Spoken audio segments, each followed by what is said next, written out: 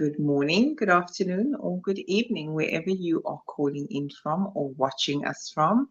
I am Anisa Turan, and this is Shifting from Grudge to Grit, Grace, and Gratitude. I'm here with my co host Jamila and beautiful Julia Pearce. Julia, I didn't even ask you, whereabout are you in the States? Whereabout from? So I'm in the western part of the United States in Utah. In Utah. Okay, so we have a guest all the way from Utah.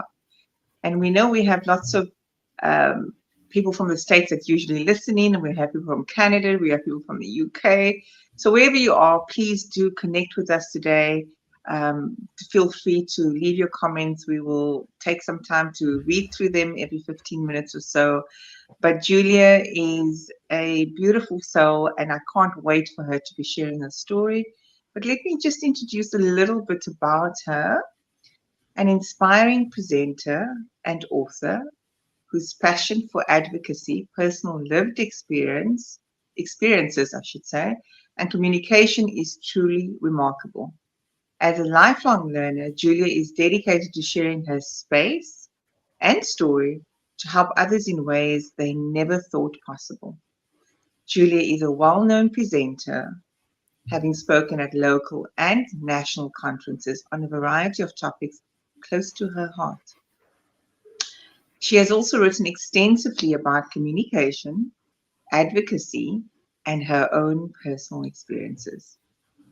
She recently authored a powerful memoir.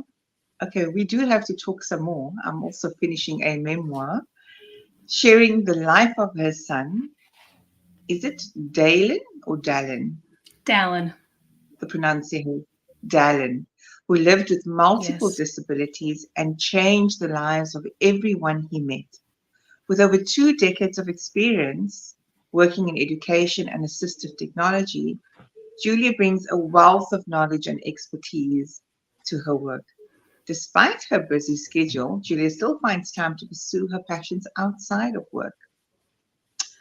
She enjoys running up and down mountains. Okay, that's going to be interesting. Running up and down mountains, not walking. I want to hear more about that. Working in the garden, camping, and reading a good book.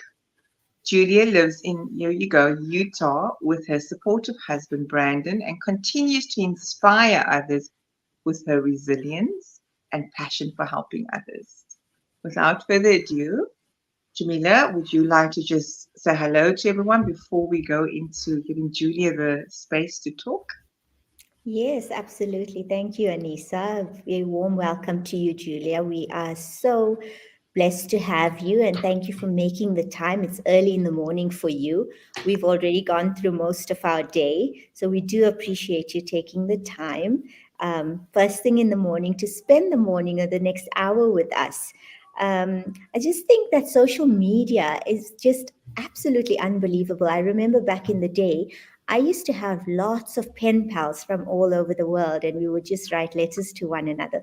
But I mean, look how far we've progressed, and it's amazing that across the thousands of miles, we get to see you, we get to hear your story, and we get to embrace you and welcome you into our friendship circle. So thank you so much, and welcome to the guests. Thank you again for spending this time with us, and I'm looking forward to an absolutely amazing hour listening to your story, Julia. So please do go ahead and share with us. Yeah.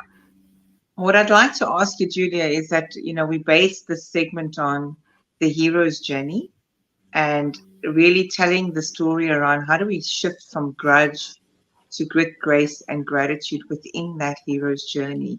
And where did your hero's journey start? Because we have multiple hero's journeys. So which is the one that's the most pivotal and life-defining for you? Well, first of all, I'm excited to be here. What a wonderful space. We got to chat a little bit before starting here, and you're so delightful, and just your energy is this beautiful calmness. So thank you for having me.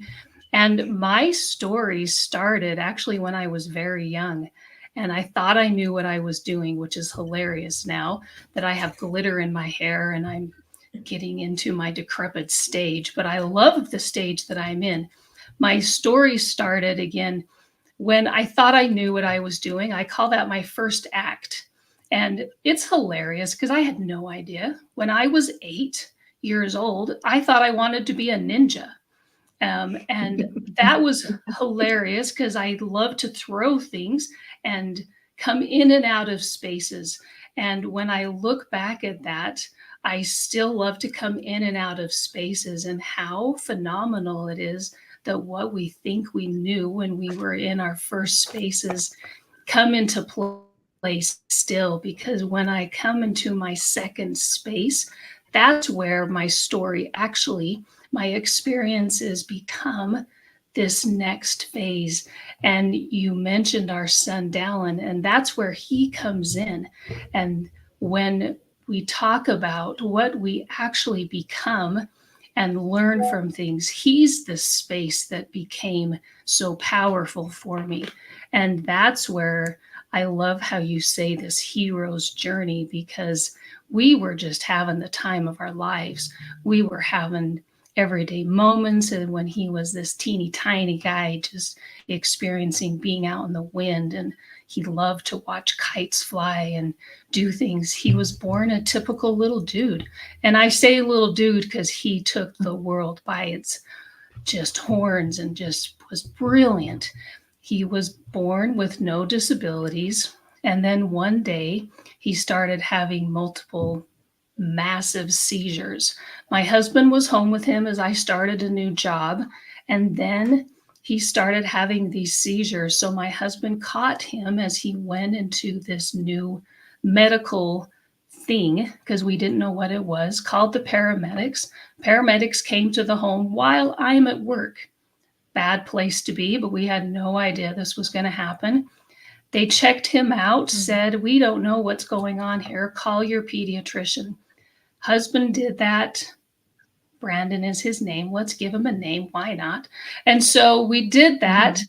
They went to the office. Pediatrician could find nothing going on. There was no illness. There was no infection. There was nothing going on. The pediatrician said, "Go home. If you see anything else that causes you concern, give me a call back." And so they went home. I came home from work that afternoon and said, "What in the world happened to you two?" He looked just exhausted. They looked like they had been through the ringer, is what we call it, like just big stuff had happened. The next morning, our son woke up and he couldn't walk anymore. He couldn't feed himself. He couldn't sit up. We think he may have had additional seizures during the night. So we went to the hospital after being directed by our pediatrician. That was the beginning of a next phase of our life where we had no idea what was going on. And I am sitting with this phase that you're calling this hero's journey, because we went from this beautiful crawling on the floor with a 2-year-old, he was almost 2, and sliding down playground equipment, playing in sandboxes, and suddenly in a hospital where we didn't know what people were saying. And then this beautiful child, our 2-year-old, who was Dallin, was in this environment, and doctors didn't know if he was going to survive. They called it a catastrophic illness, which means he lost all of his 2-year-old skills, which you're like, 2-year-olds, what are you going to do? Well, 2-year-olds had learned to walk and begin talking and do a lot of really cool things, like play with other kids and hold on to a million things and do this really big stuff. And we didn't know if he was going to get any of that back. One of the things that happened in the hospital is he had something called ataxia, which means he couldn't hold his head up or sit up or do any of those things again, because his body was this wobbly little dude now. And the doctor sat around his crib because he was this stable little human, and said, we don't know if he'll ever be able to walk again because of this ataxia, this neurological brain-based phenomena. And he looked at them out of the corner of his eye and was like, we'll see. And so that began this interesting space, because he got up the next day, climbed out of the crib, and began again. The doctors were soon called because the nurses let him. What are you going to do with a 2-year-old who's climbing out of the crib after people say, I don't know if he's ever going to? So that began this new space of watching our son become resilient. He began again, and we stood by and said, you go, we're here. And that began the resilient space for us when he was 2 in the hospital surviving. How fun. How extraordinary. What a dude. Oh my gosh, 2-year-olds. Phenomenal. They're joyful. And so tell me, I mean, this story is just so, it's so touching. You know, it on the one hand could be perceived as so heart-wrenching, because this joyful, this bundle of joy and so much zest and energy for life stripped away, but yet refuses. And so this is where the resilience comes in. And you wanted us to theme this conversation around resilient joy. So is this where this was born from, this concept? It was, and that's when we just sat back and said, we'll follow you. Because what else do you do in the moment that we don't know if he's going to survive the illness, and yet he is? And the doctors don't know what they're doing. They're good humans, and they practice medicine with such desire to help. And they did. They were magnificent and kind and doing everything they could to help him survive. And he did. And after the 9 days, as he had climbed out of the crib and was learning again to do things, he didn't crawl at the beginning. He walked and ran, because he had this essence about him that, I'm going. Are you coming? Are you going? And that was it. It wasn't easy. Nothing came easily for him, because he had a lot of stuff. He lost every skill, and he didn't regain everything. He needed support with using his fingers. He lost the muscles in his hands for all time. And he didn't get spoken language back, but he did communicate, because he demanded that we find a way to connect with his soul. And he was this really joyful, complex, extraordinary human. So what do you do except for, you betcha, I'll run as fast as we're going to? That was him. That was unbelievable story. And as you say, so touching, Anissa, and tragic as well. But it just shows you the strength and that indomitable spirit that we have as human beings, but especially when it comes from children. And it leaves you in awe and respect of them, and respect for you as well. And of course, your husband, Brandon, for following in his lead. And going along this journey with him, keeping in mind his state of mind also, of follow, if you will, but I'm going on ahead. Yeah. And it was this amazing space, because he also was in a space that this illness and these ongoing illnesses, it did leave him with disabilities. He had intellectual disabilities, which means he needed help understanding his world.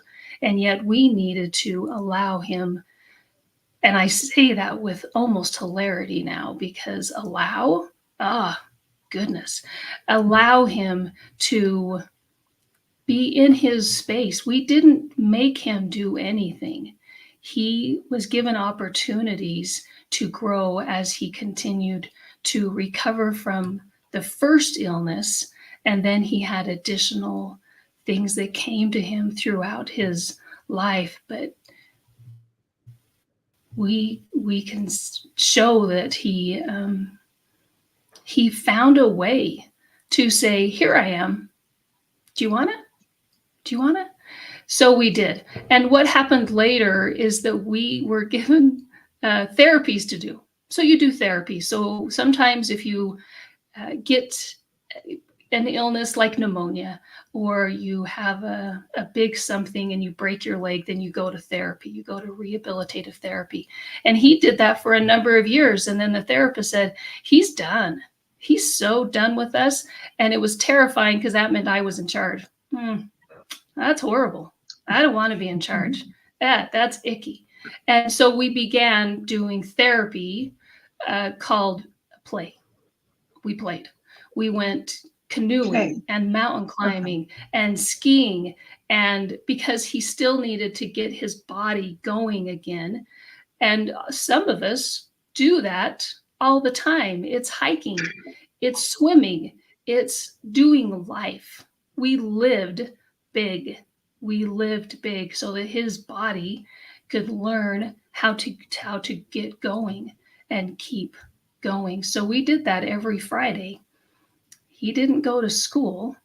I didn't go to work every Friday for probably 12 to 14 years. That was so beautiful. It was beautiful. And that's how he learned to become even more tenacious and sure of himself, because when you do something hard, you become a little bit stronger, even if it's hard. And that is a tricky thought to have in our heads. If I do something hard, then I'm going to become stronger. But it's hard in the beginning. And he was all for it. He was all for it. How many times do we do that for somebody else in our world or to us? I don't like hard things. I like sitting in my comfy chair with my glass of lemonade and a fan on me. We're in time up on this part of the world. And that's what I like to do. Well, I don't grow very much when I'm doing those easy peasy things. That's what he also showed us. Do the hard stuff. Julia, I think when we do the hard stuff. Go ahead, Anissa. Sorry. I was saying all that you're sharing resonates. Even though your story is different in every single way, it's also not different because one, we are moms that are sitting here and we can relate being a mother first and foremost. So it is about cultivating that inner strength and, as we say, resilience in order to take the lead of what our children is needing from us, or maybe not even needing in his case, in Darren's case, because he was leading.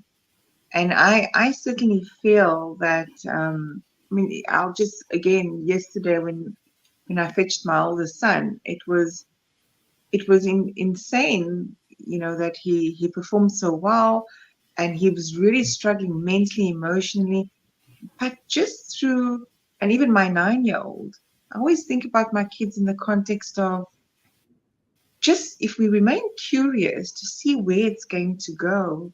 I love that you said you played, because through the play, his essence, Darren's essence, continued to remain. And the focus and the energy, albeit it being hard, this transitionary phase on having to relearn everything, you remained within that present moment of the beauty of him where he was in that moment. And I also see why you run up mountains and run down mountains, because that journey had started early on with him. So thank you for sharing that. I just wanted to say to you that it resonates deeply, because the one thing we want to do is rescue our kids but it's not necessarily in the rescuing that they're going to cultivate that resilient joy that you speak about. Jamila, I'm going to hand over to you there, and then we'll hand back to Julia. Yeah, it's just such courage and strength from you, Julia. And I think, like you say, Anissa, we resonate as mums, and we do try to rescue our children and all the rest of it. But you know, I think they rescue us in many ways and forms, and they lead the way and they teach us. And by you being so present, you're able to do that. You're able to allow him to lead and to appreciate the time that you had with him, and in essence cultivate that resilient joy. And I think that we all go through so much, and you've just been through the most. For me, my son is also epileptic, but we picked it up when he was maybe about 16 or 17 years old. And you almost feel as if your whole world is collapsing around you. And then you see that strength, and almost like a natural way for them to accept it, absorb it, and just move on, and it's something so unbelievable and so admirable that you have to try and follow in their lead with that, and to appreciate everything else that you experience with them, all the joys, all the beautiful blessings that they come with. And I think that we tend to not do that in life. We tend to be so caught up in everything else and the noise around us that we find difficulty in finding ourselves in that present moment. But nonetheless, I mean, I feel for you as a mom. I admire you for your strength, for your resilience, and just truly such an inspiration. Well, and I thank you for that, because sometimes we sit and say, I'm terrified. I'm terrified. I don't know how to do this. And when we can pause and say, okay, so I'm terrified. And we were for many, many times, and we would sit with it, and I would sit with it. And none of this was easy, because what Dallin was going through, I would count seizures. And during those first 9 days, I still have the little journal I kept, because what was there to do except for count? And so I counted seizures, and I did that, and there were hundreds of them until we could get them managed. They were never controlled. Dallin had intractable epilepsy, which means they were so deep and extensive that they were never fully controlled. But we did manage them to a point for some time. And when there's things that are out of your control, out of my control, and that I don't like it. I don't like when things are out of my control. That's why probably when I was 8, I wanted to be a ninja. Let me just come in and out and do what I can to help. And it's my space. And I think that's hilarious now. But yet here I am, I'm wearing black. Maybe I am still a ninja. And so it's those spaces when I'm going towards something that is unmanageable, what can we bring? And it took me watching and being with our son, being with Dallin, that he was in his element and he could control his joy. Unknowingly, perhaps, because he did have an intellectual disability. And testing is hilarious when you're looking at children, and IQ testing specifically. And it was incorrect because, all right, I would look at it and it was incorrect for him, because he could also communicate beautifully with sign language and communication devices, augmentative alternative communication devices. And he could instinctively know if somebody was there for him or if they had an agenda with a tick mark. And so there were things about him. And so we did follow him. And I was terrified at times because I didn't know the outcome. And then you go forward, because he was doing his world and he was becoming this powerful being. And when I began to realize how his world, his ability to get up again, like he did in the hospital, when people said, I don't know if he is ever, not many people said it after that time. Because when his illnesses, and he would have pneumonia for months at a time during his life. And during pneumonia, when I would get a cold for 3 days, I would just let me stay in bed. He would get pneumonia for 4 months and get up every day, get dressed, try and eat, and go to another space in our home to put on a hilarious movie so at least there was joy around him still. And we would help him. He would be so weak he could hardly stand up. And I would just sit there and go, dude, young squire, who are you? Like, where is this coming from? It wasn't from me, because I would have cuddled around him and put him in bubble wrap and given him food in bed. And he was like, Mom, get me up. Help me get somewhere else. That was him. So when I looked at how he became this, he never waited for things to come after getting well, or for the seizures to stop, or for that doctor to give us the next bit of great news, because we didn't get great news. He did things during all of it. And how many times do we wait for the big vacation or the big event until we say, okay, now I will create, or wait for, or be in joy? And I sit with that still and say, wow, why am I waiting? I didn't wait with him. Why am I waiting now? What is this? We're here for this, alongside the big stuff dropping on us. And that's what it is. It's not fun. It's not fun to be resilient, because that means big stuff is happening. Okay, I don't like it either. I don't like it. Oh, all right. Get my lemonade and do it.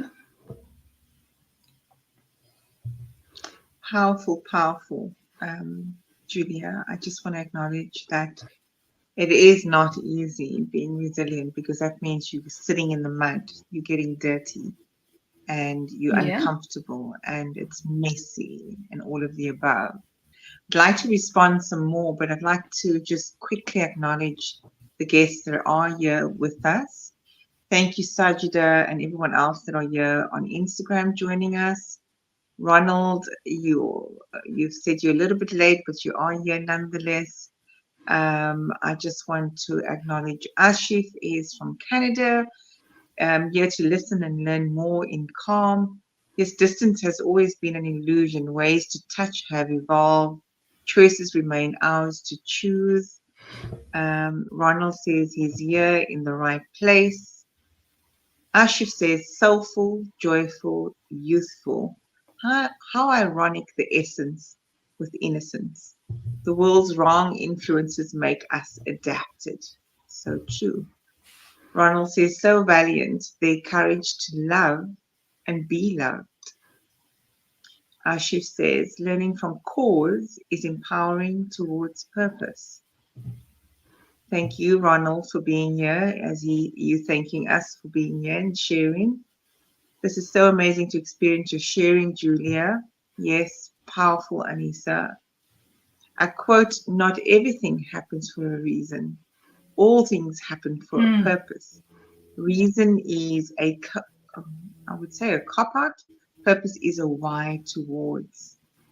And so beautiful, beautiful acknowledgements there coming through from Ashif and Ronald.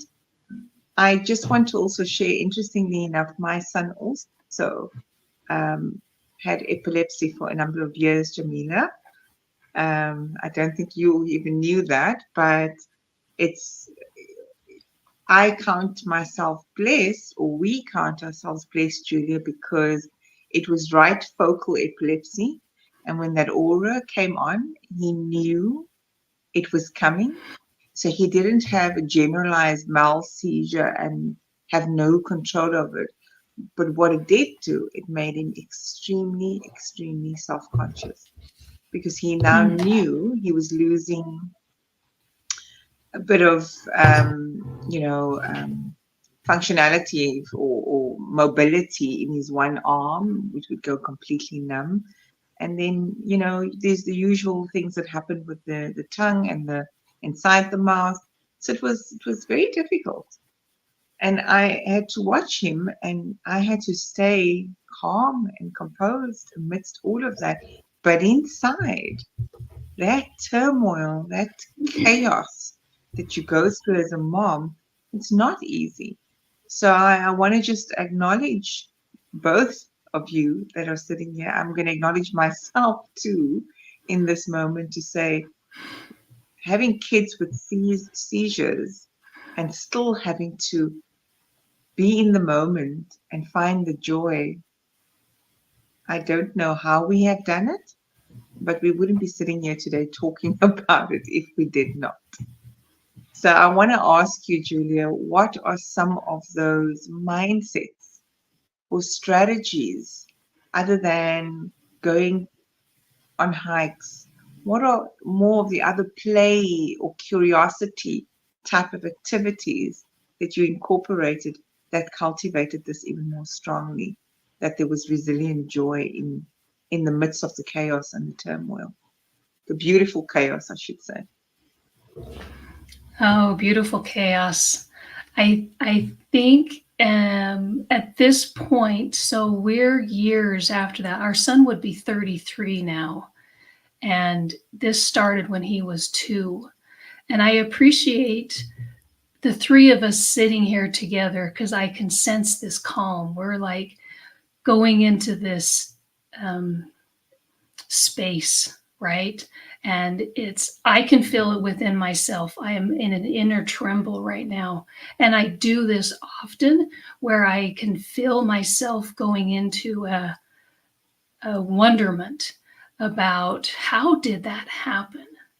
And I think it came bit by bit because in those beginning moments, it was sure survival, pure survival. Be here, be here, be here, be here. Pay attention.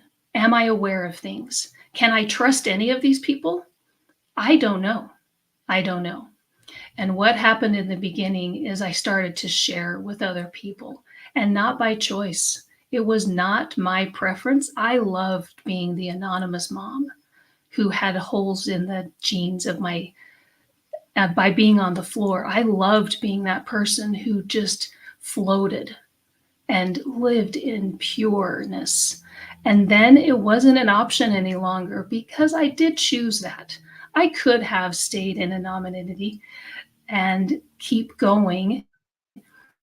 And then I began to find another set of feet because our son did survive and he was going for it. His life did still matter in a whole new realm. And I found that if I was going to be who this next person needed, because we went into the hospital with one little kiddo and we came home with such gratitude with another kiddo.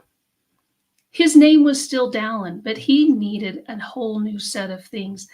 And I sit with the curiosity, as you say, about now what? What are we going to do? How am I going to learn? I had learned before what baby foods to eat and fix for him and be alongside with him. And now I needed to know how he was going to walk and communicate and do all of these things. And I think how it came to me was going into my calm mode as my world was swirling, because people would say really bizarro land things to us, like we didn't think he was going to survive. So I was like, well, he's here, so can you be with us still? And they didn't know how to understand surviving an illness. And we kept going. So I sat with it, and I sat with the confusion of not understanding how this could have happened. But we didn't ask why. We asked, what do we do? And I found people who could help me understand systems and education and how I learn more. I found people who could help him by helping me. And then we stepped into it sometimes with hip waders, and hip waders go way up almost to your shoulders, so you can dive deeply into things that are unknown. And part of it is I found an inner calm. And the reason that I run up and down mountains is because the only thing I think about when I'm running up and down mountains is the rhythm, the pound, the rhythm. And I go into a space of just be here, be here. The other part that I chose to do is when our son would say things with his communication devices and his beautiful body language. And every person has this. I can walk in from a long day at work and drop my bag, not set it down lightly, but drop it. And my husband knows it's hot chocolate for dinner. I won't be cooking that night, and I don't like cooking anyways. But he knows it's hot chocolate by my body language. Our Dallin had that same ability of letting us know, and he had a direct look of deeply into our eyes. And sometimes he would take my head in between his hands and look deeply into my eyes as if to say, Mom, are you paying attention? Can you be right here? Bring it back.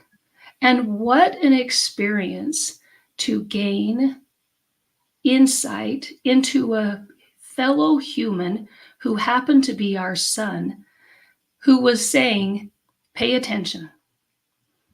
I'm here. Don't go down that rabbit trail. No. Don't do the rabbit trail. Because things kept coming. And so finding that inner space, because it wasn't always calm inside of me, and I had to set that aside. Mm-hmm. I had to set it aside and feel my own fear, and don't project it to him. Don't put it over there to him, because he would have disregarded it. He would have been like, that's not mine. I don't think so. Nope. Keep it over there. Just no, don't do that to me. And that was difficult because he, as his own determined person, did not need my determination of who he was going to become. He didn't need that energy. He had enough. Oh, my Lanta. He did not need any of my stuff on him. So I needed to do it for me. And that was also a part of his world when things continue to happen for him and to him and around him. His life was complex and continual and quite extraordinary. It was a beast, and it was joyful, and it can be both.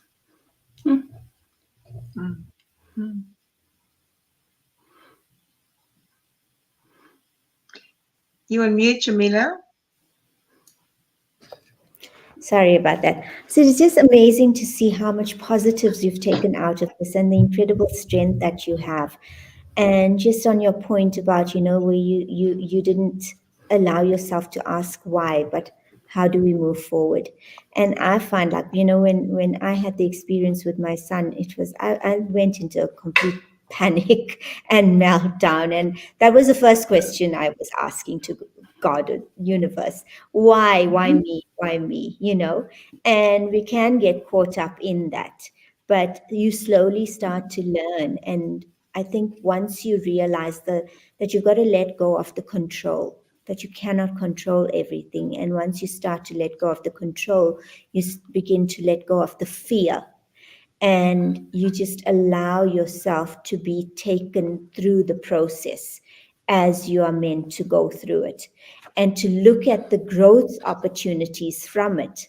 How does this change who you are? How can you use it to the best of your ability to make it serve you? Whether it was to be present in the moment and to appreciate that, to take from him and his incredible strength, and then to be on platforms like this where you share with us, you share your success from this situation, and this helps other people going through this. I mean, just sitting and listening to you, so inspiring for me to be able to say, it's okay, whatever comes your way, you accept it and you see how you go forward from it to make us better people, stronger people, and to take the positives out of it, the resilient joy, and not to feel like at any, I mean, this is huge stuff. We sometimes go through life and we have minor challenges and hiccups and little bumps that we have to go through. And all of a sudden we think, why is life so unfair? What did I do to deserve this? And this for me is a reminder to remember about all the amazing blessings that we do have, and to be able to appreciate that and to share it with others and to continually learn and give us the strength to go on with gratitude. Well, and I appreciate that thought so deeply, because grit sometimes gets gritty. Sometimes it's so dirty in the hip waders have to come on. And I have been talking with families. Part of what I get to do is listen to folks. And I say, do you want me to listen? Are we coming up with ideas right now? How is it that we can be here together? And people want us to listen. They want me just to listen and say, wow, that was big. It was big. And to be in a space with others, because when we've been through the big moments, and it doesn't have to be the same thing, because when I was able to share more about Dallin in the book that I wrote, I have heard from people who said, when my child did this, or when my niece or nephew or grandchild, or when it was so similar to when Dallin walked out from that appointment and said, I'm done for now, which he did. And he was telling us he's finished. And we took a break. And when do we allow ourselves to take a break from hard, complex things? And when do we step aside and say, gosh, I'm excited for this, alongside big stuff dropping on us? In our house, we would say the shoe's going to drop, which could mean the next big thing is coming around the corner. We got big stuff coming. And in our house, we called it a centipede with boots, because it wasn't a shoe, it was a steel-toed boot. And it was a centipede because things just kept coming. It was always this boom, boom, boom. And it happened all the time. And so we created a centipede. Well, centipedes can be cute if you turn it into a cartoon character, and so we did. And it's our look about how can we do this when things seem so constant, and also take a break. Take a break. Because we can do that. And it's not easy. None of this had included rainbows or unicorns. There were no... I'm waiting for the herd of butterflies to come across. There are no herds of butterflies. That's the trickery of it as well. Because the next spot for Dallin is why I'm in my third act. Things did become equally intense from the beginning of his journey to the end of his journey. Things did become more. And he always was in control of what things happened next. And I didn't always agree. But he told us how to do things for his lifetime. Because things did continue to happen for him. And who wants to agree with somebody when they say, I'm done? I gotta be done. Well, that's horrible. Who wants to agree with that? He let us know when his body was done. Well, that's ick. That's I refuse. Well, you can't. Turns out you can't refuse. And he did pass away from his disabilities and his illnesses at his terms and his time. And it was incredible to watch him direct his entire space. And then we come to this third act, and what do? It's still the same thing. What do? You go. Because he would have been chomping to keep going. And how dishonorable of me to be like, well, I learned something. Good luck, y'all. Nah, how dishonorable. He would have said, Mom, are you paying attention? Hands between right here. Mom, did you pay attention? I don't know yet. We're still working on that. That's Julia, the pieces. Yeah.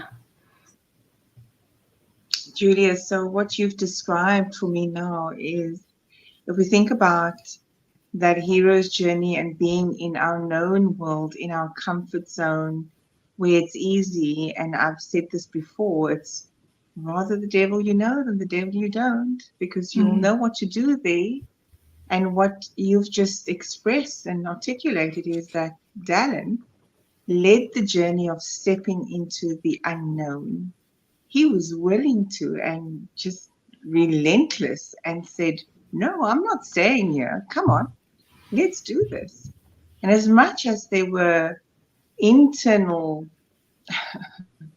reptiles and villains that we needed to slay along that journey, he was saying, but I've got this, and so do you. We together, and don't feel that I'm alone, and we're not alone. And I'm almost getting the sense that he was a catalyst for you and Brandon to step into this unknown of not knowing what you're going into, what you're getting yourselves in for. And his will to live and his will to just say, well, it's okay on the other side. It's dark. It's tumultuous. It's chaotic. It's all the uncomfortableness that comes with the darkness of those experiences. But he knew that he'd rather do that and find some insight and some light and transcend from the darkness to some form of living life in this moment now and relishing it in every possible way. What I'd like to ask you, though, is what then happened? As you say, you had to honor that resilience, radical resilience that he possessed. How did you carry on that? Because when we get into the unknown, after we've slayed these dragons or inner demons, how do you then transcend from there into insight and starting it all over again? Because this is what the hero's journey is. It's not linear. Please share with us how you then transcended from the known unknown to in this likeness to where you are now. So I'm going to try and go into that space because I think that's what has come next. As you say, how did that happen so carefully for me, so carefully? After our son passed away, things stopped. I didn't know what to do next. For years. And yet every day came. The sun came up like it's doing right now outside my window. It came up and people thought, oh, it's okay now. Because it was a different world for us, for myself and Brandon. And there's a space that we went into. We had to go back to work. There was another realm of, you got to keep going, and yet you have no idea who you are anymore. And I didn't know who I was before. People didn't know my name except for Dallin's mom. I was Dallin's mom, and I loved it. As much as I loved being that young mom who crawled on the floor and wore out jeans, I loved being Dallin's mom. And now I was not Dallin's mom, except for I was. And there was a space of 3 years where everything stopped. And part of who Dallin was a person who loved music. And I couldn't listen to music for 3 years. I couldn't leave the house until I checked to make sure. Are you sure he's not there? Are you sure? Let me go check. That happened for 3 years, and I didn't know what was going on. And then it was. And I became aware of it and got really curious about, what is this? I wonder what this is. It was grief. It was grief. Grief will wait. It will wait for you. And then I began asking, how can I do this if he's not here? How can I do my work in the disability field if he's not here? How will people know me if he's not here? The space of Dallin's mom and Julia, is that the same? And it became this quiet space for myself, because you grieve individually and you mourn with others. And so it became this space, and that's when the time came for me to start being with others. And I started to write, and I started to do it carefully. And I didn't tell anyone that I was doing this. And I presented about some thoughts, and people said, oh no, I don't want to hear this. It's too hard. And I said, I know, it is hard. And so I did it with a group of very trusted folks in a trusted space first. And then the stories kept coming. And then I found that music came back. And how dare it? How dare music come back? That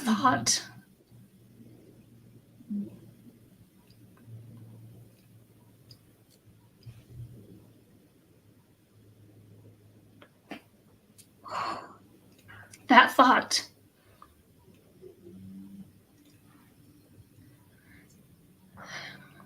then rolled and strummed and drummed and came back.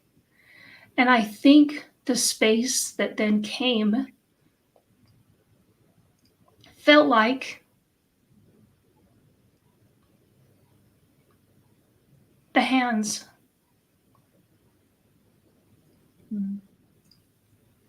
saying, Mom,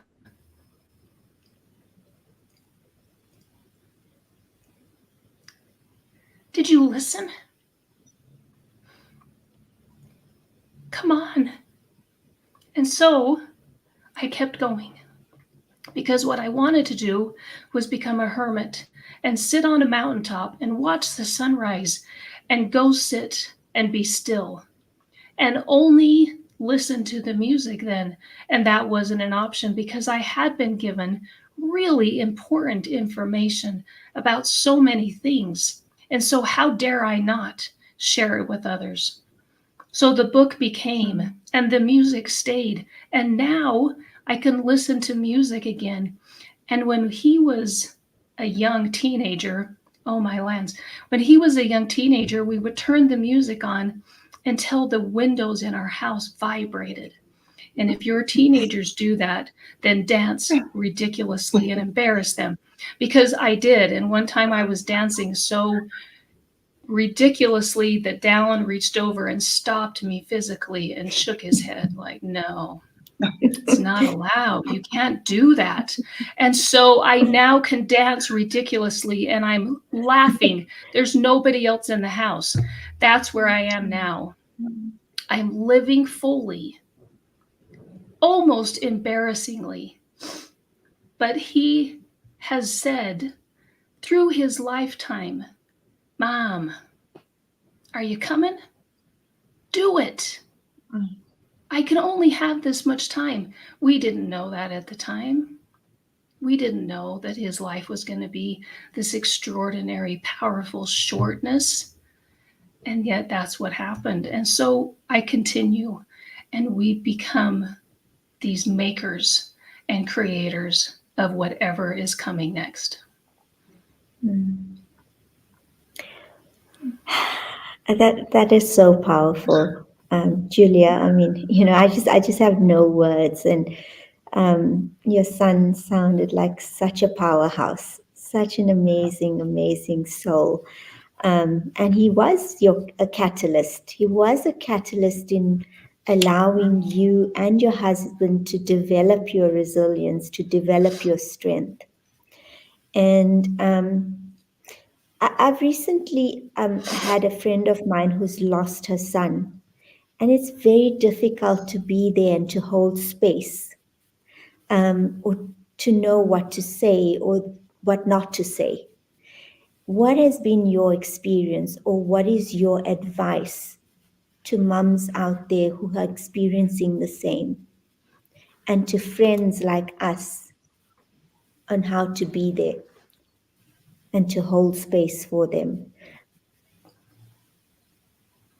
One of the most important things that came for us is still now, it's been 11 years since Dallin passed away. And one of the most important things still is when people share an experience and actually talk about him with us. And I feel that it sometimes is not easy for folks, even now. And yet, I recently had somebody see me at an event, and they had worked with Dallin when he was 2 in the hospital. And they looked up and said, "Oh my gosh, it's Dallin's mom." And I grinned. And they said, "Julia, I can remember when he was learning how to walk again and to do this again." And I said, "It's so wonderful to see you." And they said, "How is he?" And I said, "He is so great." And I checked myself. I think he's so great now because he chose to be done. And when I say choose, his illnesses became magnified, and his life was completed because of his illnesses and his disability and his intractable epilepsy. And it was done. It was done. And this person hadn't heard that he had passed away. And so we shared for a minute about how incredible he was and so strong. And they shared stories. And they were like, "Oh my gosh, but he survived." And I said, yeah, he did. And the disabilities and illnesses continued. And they said, "My gosh, he was so cool. Do you remember when?" And that's what comes to me. Please share and show up. You cannot fix grief. There is no resolution to it. But being with and alongside and saying, "Hi," say our children's names. Be the ones who are saying, "Do you remember that time when everything was in that bag they carried up on the hike or to the pool or on the bus? That was so cool." That's amazing. I have to say, you're amazing, and thank you. With your experience, you're teaching me how to be a better friend, how to be a better human, and how to go forward in this, because we don't always know. We don't always know what the right thing is to say or what we shouldn't say. But you helping me, Julia, in being that better friend and holding that space open for someone who's dear to me and who's lost someone. So I must say thank you. Thank you so much for that. Thank you for being a friend to Julia. others around you. Yes. So I can't believe that we have to come to a beautiful closure of today, and I have just been graced by your presence and your resilient joy and how you emulate all of what Dallin wanted you to be and more. And I can see that you are a person that extends grace to so many others and you live from a place of gratitude. So, if anything, you have been the embodiment of somebody that wasn't even, I can't even say that I picked up any grudge state or resentment. I feel that we have learned immensely from you that it's not about being a victim of whatever has happened to you, but how do you use it in pursuit of the purpose that is far greater than ourselves. So I want to thank you for being here, for your vulnerability, for sharing so openly, and for being a torchbearer for others to do the same. I'm really grateful our paths have crossed, and I do foresee that we will continue to stay in touch with you, to continue maybe latching onto this concept of resilient joy that you speak about. And I can't wait for the second book.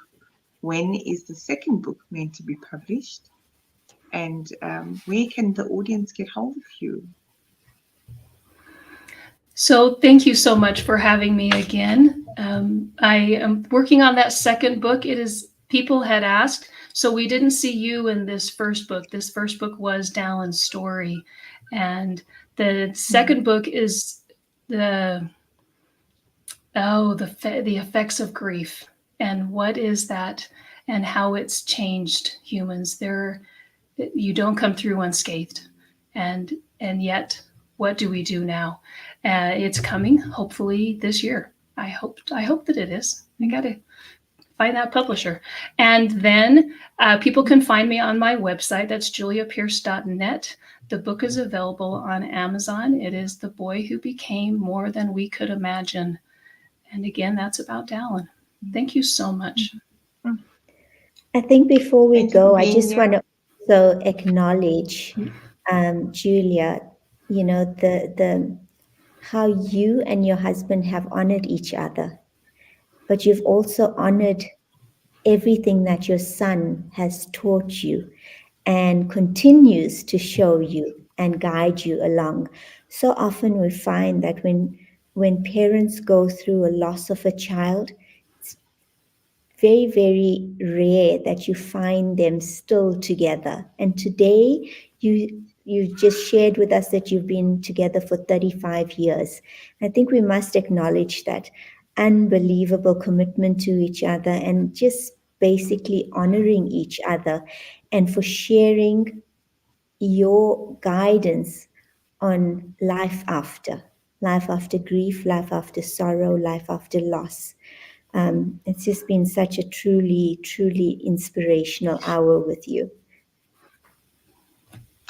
Thank you so much. On that note, thank you so much. I'm going to close off on our live. Please do stay for a short debrief. And those that have given these beautiful comments, like Asif and Ronald, and our Instagram following, we thank you for staying the hour with us. And we hope that you found value and you are able to take some resilient joy nuggets that were shared from Julia. And do reach out to her if you'd like to know more. Thank you for being here. Until next week, we'll see you again. Bye. Bye, guys.